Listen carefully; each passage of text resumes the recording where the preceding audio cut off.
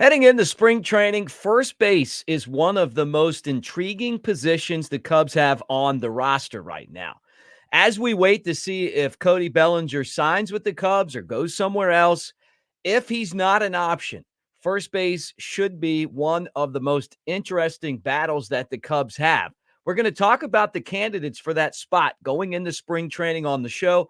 Make sure that you guys comment, give us a thumbs up. That's a great way of saying go Cubs. Hit the bell so you know when we drop our next Cubs show, which we try to do each and every day. And then if something breaks, hey, we'll be back on then as well. And we got baseball coming up. I mean, how great is it that spring training is finally here and it's baseball season? Let's get this thing started. Go Cubs.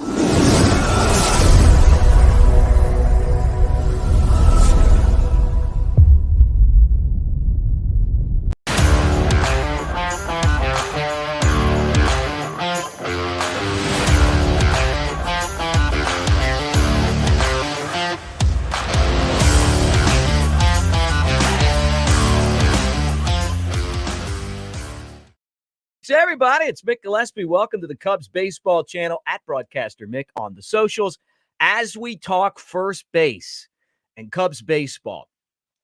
Okay, the question that we're all wondering is who's on first, right? Who's on third? Who's on first, right? Well, who's on first for the Cubs? And it would be, I'm guessing, if they signed Cody Bellinger, a lot of Cody Bellinger at first, NDH, and in the outfield. And you would try to work in some of these guys. If no Cody Bellinger, which is a distinct possibility, if Scott Boris's price doesn't come down or Cody Bellinger doesn't step in and say, hey, I want to go back there, work it out. Because as of right now, I mean, who knows what's going to happen. All right, let's start with Michael Busch. Of course, Busch was the guy that the Cubs traded to get from the Dodgers this offseason. It was part of that big week they had when they signed Imanaga, and then they made the trade. They gave up a really good pitching prospect and a young outfielder to get Busch. And Busch, who had just a limited amount of time in the big leagues last year, 12 of 20 of 72, a 167 batting average, couple of home runs, 7 runs batted in. Very pedestrian stats for Busch at the plate in the big leagues, right? But in the minor leagues, he was the minor league player of the year. I mean, look at that on base percentage at 431, 27 homers, 90 knocked in the Dodgers AAA on the Dodgers AAA club in their farm system, and a 323 batting average. He's a left-handed bat. Obviously, he's under control, and he's a player who a lot of people look at and think has a bright future in baseball. Now, he has predominantly played second and third, even some outfield. But the reason is that the Dodgers knew if he was going to play for them, it wasn't going to be at first base after they made that big signing and got Freddie Freeman from the Braves a couple of years ago, right? So he played first base in the past, and Cubs scouts feel comfortable that his ability at first base defensively is good and that he's probably better at first base than the other positions. And we talked about him earlier this week on a video talking about him playing third, which is a possibility. I mean, anytime you have a guy who shows versatility, then, you know, as long as they don't go out there and lose games for you, you're going to try to get them in that spot. So the biggest thing that we're going to talk about with the two top contenders for first base on the Cubs this year is making the transition from AAA to the big leagues. And I've talked to you guys about this before. The amount of times that guys have spent in the minor leagues compared to the time that they spent in the minor leagues in the past is a lot different now. Less games, less at bats, less time. They want them to get to the big leagues, so that what they've created is this enormous jump from AAA to the big leagues and a big learning curve. And that's why you go out and you get Craig Counsell, because you look at this and say, we've got guys that we think can play, that will be star players if they get comfortable, if they are able to adjust to the big leagues. We have a lot of those type of players. Craig Counsell has done a great job over the years of helping guys figure that out. So that's the situation with obviously with Busch. But you look at those numbers, and there's nothing Busch League about those. 27 home runs, 90 RBIs. And I know a lot of you guys are going to love that 431 on base percentage. You just got to get that to translate to the major leagues, and you'll have a star player. Now, I love competition. I think I've talked about this a lot on this channel.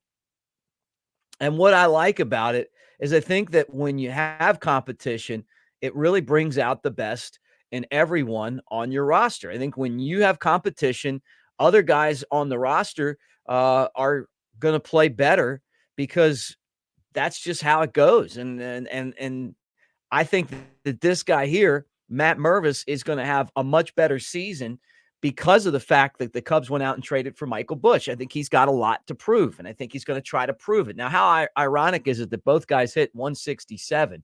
Mervis was 15 of 90, 3 home runs and 11 batted in.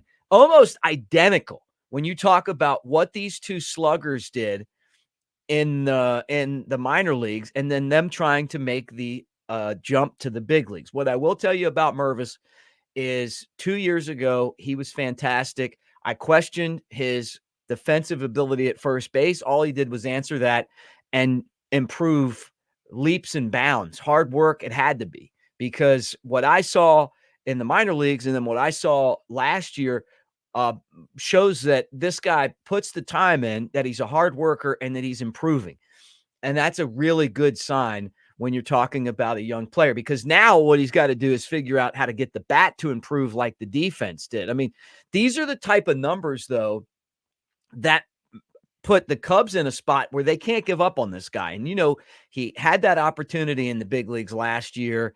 It didn't go well. And then, obviously they moved Bellinger to first base, and that's when the Cubs took off. But Mervis last year and the year before that, and I got to fix that, the graphic here, because it's actually 22 and 23 and not 23 and 24.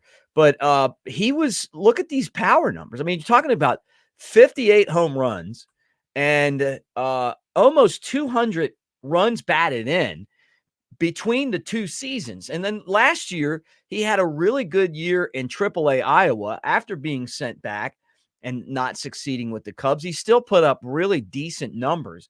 And there's a mental aspect of this. When you go to the big leagues and you fail, it takes time to make the adjustment back and get focused on the things that you need to do to improve. And a lot of guys don't make that transition. They feel beat, they feel defeated, and I've seen a lot of really promising careers go down the tube after failure in the big leagues. What you want is guys to look at Anthony Rizzo. Hey, came up, didn't do too good with the Padres, came up, didn't do too good with the Cubs, and then eventually figured it out. And he's, obviously one of our favorite players, right? Even though he's not on the Cubs anymore. But that transition happened. He was dominating in the minor leagues. It just didn't work. And then all of a sudden it worked, changing his approach, changing his swing a little bit, tweaking things, confidence, what to look for. The difference is I really feel like the minor leagues are a lot more watered down now, and the big leagues are a bigger jump. So it's tougher to make that adjustment. And that's what's really impressive when I look at guys like Corbin Carroll, who just seemed like he just shot right through and took care of business at the big league levels. Of course, the dominant center fielder of the D-backs, right? So this is most likely a two-way race between Busch and Mervis. And the fact that the Cubs went out and traded for Busch tells me that it's his job probably to win or lose going into spring training. But I just have this gut feeling that Mervis is going to come in and have one of those Chris Bryant, Javi Baez coming up type spring trainings where you just can't ignore him. And I think that he has to have that, or he's going to end up in AAA unless something changes. And then if you add Cody Bellinger to this mix, all of this stuff's out the window. It's Bellinger's job. And then these guys are backing him up, right? And it's probably going to be Busch and not Mervis. But as of today, when I'm talking to you, Bellinger is not signed. He's still back there with Boris, holding the money bag and waiting for the ransom to be paid. And the he's not worth $200 million. He's just not. And is he worth, 140. Yeah, I mean, that's pretty fair. That's a great deal. If you give them that over 5 or 6 years, but that's not what they're reportedly wanting. And so as they set out with these huge numbers, the Cubs have to figure out what their next move's going to be. All right, so another guy I want to talk about is a guy who I'm just, I appreciate what a good person he is and how funny he is, and the trek that this guy's had to get to the major leagues, and the power. I mean, look, guy can hit, and he's a great teammate and all that stuff, but he's just a player that honestly, I just wouldn't want on my roster. I'm just not a fan. And honestly, it's I'm not a fan of guys that I don't trust defensively unless they are able to make up with that by hitting a ton of home runs. Now, he hits home runs, but he also strikes out, more than a third of the time that he's at the plate. His defense, I don't like his hands. I know he can dance. Somebody said that, but I just watching him defensively makes me nervous every time the ball's hit to him. All the tools, when you look at his, his power ability are there, but he swings and misses so much. Um, I don't know, but Patrick Wisdom's certainly a guy that would get a look from them. He's on the roster. I think that as the season progresses, I would not be surprised if he wasn't a guy that ends up somewhere else. He's already been kind of a journeyman in his career. He's like a softball player to me, like one of these big, strong guys who, when he's able to make contact, does good things, but it's always swing for the fences, not a lot of contact. The home runs come in bunches, and then the strikeouts seem to come in bunches as well. But, first base fielding percentage last year of 976, that's not good. And that was in 14 games. I can remember a couple of games where he just didn't make plays on balls that weren't errors at first base that cost the Cubs. And maybe and the other part of this too is that I don't throw first base as a giveaway position. I don't want someone that I don't trust defensively playing first base. They only touch the ball the most besides the catcher and the pitcher. They're taking all those balls over that are coming in from throws. And as a guy that used to play some third base growing up and skipped a lot of throws to first, the error's on me. But the fact that the first baseman couldn't, snag it, couldn't corral the throws, couldn't dig the throws, would end up costing the team and me as well. And I'd watch teams that had great first basemen, or teams that I played on with great first basemen, who make those plays, and all of a sudden the entire infield's better, right? Cody Bellinger, who did an excellent job last year playing first base, is one of the reasons why Nico and Dansby won Gold Gloves. You don't hear that a lot, but it's true. The first baseman isn't a throwaway position defensively. You have to have someone over there who makes plays. Anthony Rizzo is one of the best I ever saw do it defensively. The way how many times have I talked about twinkle toes, his soft hands, how he could, and you saw it. I mean, think about some of the amazing plays that he made, but think about the routine plays that he made look easy, and some of them that weren't routine that he made look easy. And how many times did he dig a ball out of the dirt to save one of the infielders? Derek Lee was good at first base. Mark Grace was excellent at first base. I wanted to play first base watching Gracie when I was a kid.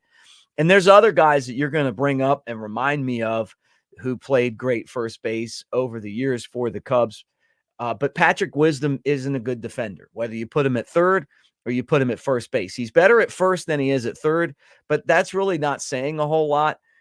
He's a probably optimal off the bench power guy. And then also, hey, if somebody needs a day off, the problem that he has is that there's a bunch of young players that are coming to this team that can play defense and hit and do that role. And so my gut feeling is that Patrick Wisdom's days with the Cubs are kind of limited to this, what the young guys do as things move forward, right? And there's going to be some tough decisions that are made. So he's got a chance to go to camp and prove people like me wrong.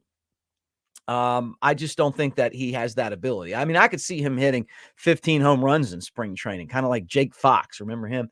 The old Cub, and ended up with the Orioles, and just one of those slugger guys that you loved, but kind of home runs in bunches, pitchers adjust, and then a lot of strikeouts, right? So that's wisdom. And then the other guy who is, I don't want to say a dark horse for the position, because I think that would be unrealistic, but it's Christopher Morel. And the reason that I say that is because the Cubs kind of led us to believe that they think that he could possibly play first base. His best position is second base, but he's not going to replace Nico Horner. At least you wouldn't think that, right? Maybe Nico goes into a big slump and you put him out at second base. So he's a good insurance policy. He can play shortstop. He's below average defensively at short, but he can handle the position. Third base, not good. We talked about that the other day on the video. But maybe he could improve there. It's not like he's got a huge body of work, but you've heard Jed Hoyer talk about maybe he could play some first base. What the Cubs want from him is the 37 home runs and the 101 runs batted in he had last year. That's between Iowa and the Cubs. And he's got the ability to hit in the clutch. He strikes out a lot. He doesn't always make contact, but he still does damage when he does make contact. And he's a guy that you put in the lineup. He reminds me of Alfonso Soriano. Not his swing, but just what he's able to do on the baseball diamond. Soriano was a lot like Morel. He'd get hot and carry you for 2 weeks, and then he'd disappear for a month, and then he'd come back and carry you for 2 weeks. Like, it's just kind of like this, not consistent, but when he's on, there's not a better player in baseball. And so you keep him in the lineup because you just don't know when those days are coming. And power is such a big part of Major League Baseball right now. Morel definitely supplies that. Plus, he's a great guy in the clubhouse. Talked about that as well. The team likes him. I think he's the utility guy that could really slide over and take the spot that Patrick Wisdom kind of occupied last year. And both guys were on the field at the same time, but they kind of do the same thing. Right-handed power guys that strike out a lot. Morel's just better right now.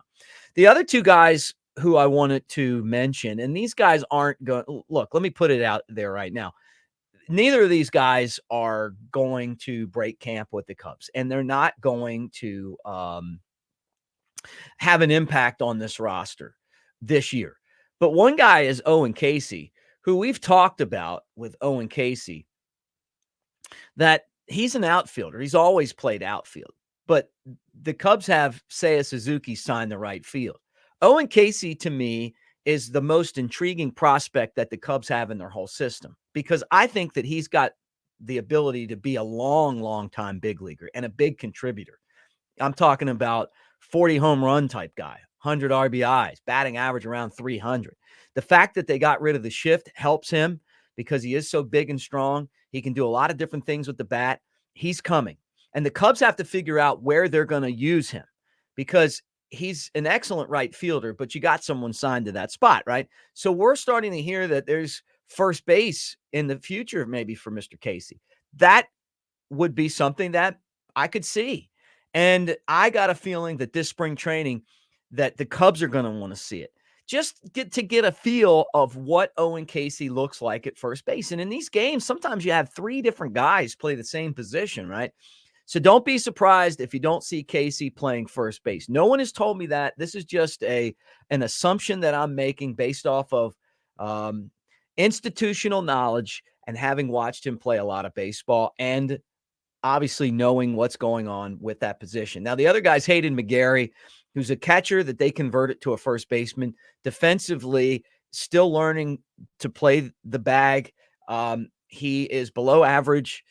He did improve last year, though, in his first season playing first base defensively. But I'll say it, and I'll say it, and I'll say it again. The guy's got the analytics crowd love him because of the exit velo that he has. He's a power guy with just kind of a Dave Winfield type long reach, long and lanky, kind of gangly like Dale Murphy.